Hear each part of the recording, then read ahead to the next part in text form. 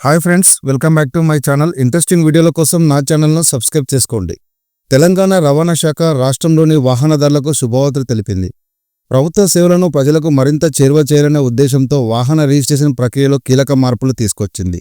ఇకపై కొత్త వాహనం కొనుగోలు చేసిన తర్వాత రిజిస్ట్రేషన్ కోసం ఆర్టీఏ చుట్టూ తిరగాల్సిన అవసరం లేదని, షోరూంలోనే ఈ ప్రక్రియ పూర్తయ్యేలా నూతన విధానాన్ని అమలు చేస్తున్నట్లు అధికారులు ప్రకటించారు.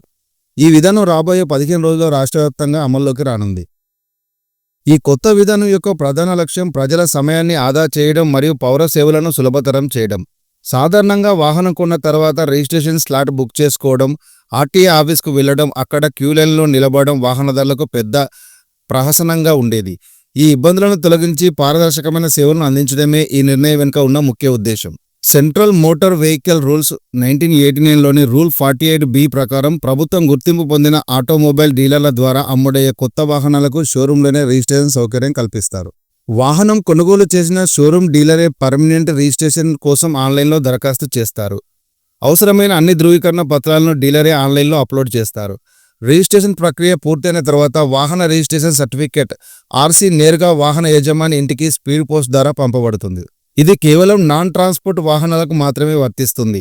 అంటే వ్యక్తిగత వాహనదారులకు వినియోగించే కార్లు, ద్విచక్ర వాహనాలకు మాత్రమే ఇది వర్తిస్తుంది.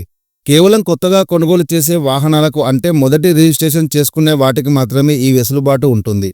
రవాణా వాహనాలు రిజిస్ట్రేషన్ కోసం పాత పద్ధతిలోనే ఆర్టీఏ కార్యాలయానికి వెళ్లాల్సి ఉంటుంది. దీనివల్ల ఆర్టీఏ ఆఫీస్కు వెళ్లాల్సిన పని లేకపోవడంతో ప్రజల సమయం వృధా కాదు. ప్రక్రియ ఆన్లైన్ ద్వారా జరగడం ద్వారా దళారుల ప్రమేయం తగ్గుతుంది, అవినీతికి ఆస్కారం ఉండదు. వాహనం కొన్న చోటే రిజిస్ట్రేషన్ పూర్తవడం వినియోగదారులకు ఎంతో సౌకర్యవంతంగా ఉంటుంది. మొత్తానికి తెలంగాణ రవాణా శాఖ తీసుకున్న ఈ నిర్ణయం స్వాగతించదగినది. సాంకేతికను వినియోగించుకొని పాలనను ప్రజలకు చేరువ చేయడంలో ఇది ఒక ముందడుగు. ఈ విధానం సరిగ్గా అమలైతే వాహనదారుల కష్టాలు తీరడమే కాకుండా రవాణా శాఖపై పని ఒత్తిడి కూడా తగ్గుతుంది.